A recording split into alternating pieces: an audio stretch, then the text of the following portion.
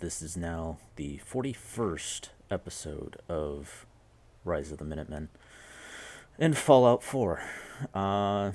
It's been a while since I have been on here to play. And there is a couple of reasons for that. Actually, I have been playing quite a bit. You'll see on the map here that I have explored a bit more. And I've gone all over into here. I've gotten these different settlements.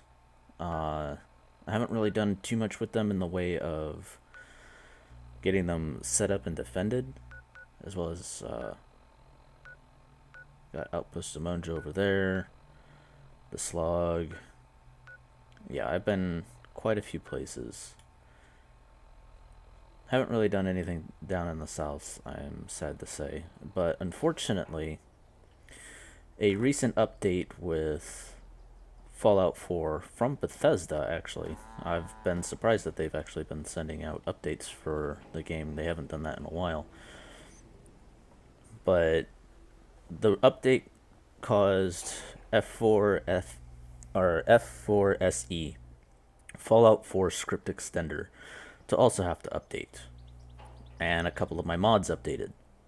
And unfortunately, if I go beyond that red line right there, basically anywhere around Sanctuary, my game will crash. Even if I fast travel. There's no way to avoid it. It sucks. It means that I can't play Rise of the Minutemen anymore. I don't know what mods are causing the conflict, cause it to crash. It could be the settlement expansion thing, which extends the border of the settlements out. I'm not sure. It's really crappy, to be honest. I've really enjoyed playing Rise of the Minutemen.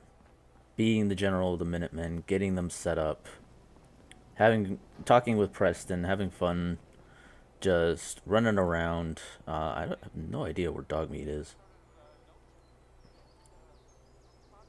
I haven't seen him for a little while since I've been playing, so Lord only knows. So yeah, I am sorry to say that this will be the final episode of Fallout 4 Rise of the Minutemen. I know a lot of you who have been watching have been enjoying it as well. And I thank you for hanging around with me for so long. This is now the longest running series on my channel. And it's been one of the most successful. I just had a lag spike there. It's been one of the most successful series on my channel, I will admit. However, while it's been fun, I have been wanting to do something else. There is a mod, or a couple of mods actually, that add in completely new weapons from our timeline. Obviously, the Fallout 4 timeline split off from ours sometime in the 1940s, possibly even sooner than that. But all of their weapons are completely different, like from ours. Like their 10mm pistols even are different than ours. They have plasma weapons and laser weapons and all kinds of other stuff like that. The hunting rifle obviously is still pretty much very similar to ours. But otherwise, yeah, a lot of their stuff is completely different. They've got robots where we don't. They use nuclear power and so on and so forth. But this mod adds in a lot of our weapons to Fallout 4.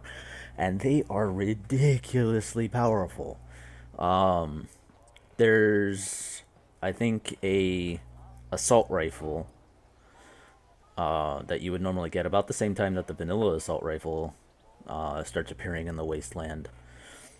And base damage on this thing is like 120.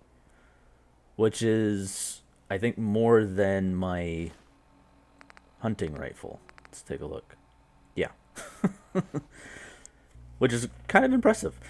So, but while it is overpowered, because your health is obviously probably not going to be that high anytime soon, while that is overpowered, it is also balanced because the enemies appear with these weapons as well. Yeah, talk about dangerous. That's not very fun. And you can start experiencing a lot of these weapons as early as like level 5. So it's going to be really cool to be able to play with that. I'm going to be taking out almost all of my other mods, except for things like patches, and I kind of want to keep sim settlements if I can. Although I don't know if that's what's causing the issue. I'll have to do some testing. But if I do some settlements, then what I'm going to do is I'm going to use the it's called the City Planners Bench. This thing. And you can actually assign a settler to this, and they will take over building the settlement. Like, they will have things placed out in specific areas, and as needs arise, they'll build up new structures and assign new settlers to them, recruit new settlers, so on and so forth. I think that would be kind of cool to see. And it'd be interesting to see how they do it with all of the different settlements. Now, I don't know if it works with... Where's the building? This building here, the logistics building. Because that would be linking to a different settlement, so I don't know if that's something I would have to do manually or not. Although I am, for the moment, going to be taking out the logistics section of this mod pack. Because every time I load up the game, I have to go into the load order and activate the mod. Because for some reason it's either an ESP or an ESL file doesn't stay recognized as active by the game, which is really weird. So yeah, we're going to be doing that pretty soon. There will be no graphical improvements. Like, there's some graphic improvements to the textures here and pretty much everywhere else in the game. I'm going to be removing all of those to lighten the load on my game. There will be no EMBs or anything like that. So we'll see how things go. You saw me pull out my Fat Man. I'm going to go ahead and equip this bad boy. Because I figure, what better way to end a series than with a nuclear explosion? I'm going to go ahead and save my game for the final time. And we're going to launch this as straight up as we can, and then we're going to go into free cam mode. So, let me put this away for a second. It's been a pleasure running through the Commonwealth with you guys and doing the Automatron DLC. I apologize for not being able to finish the main storyline, which is what my original objective with this series was. But we'll try and do that in the next one. Not entirely sure, because we're just going to be having a lot of fun running around with insanely overpowered weapons and just blowing everybody away. But yeah, I hope you have enjoyed, and I'll see you guys in the future. Bombs away.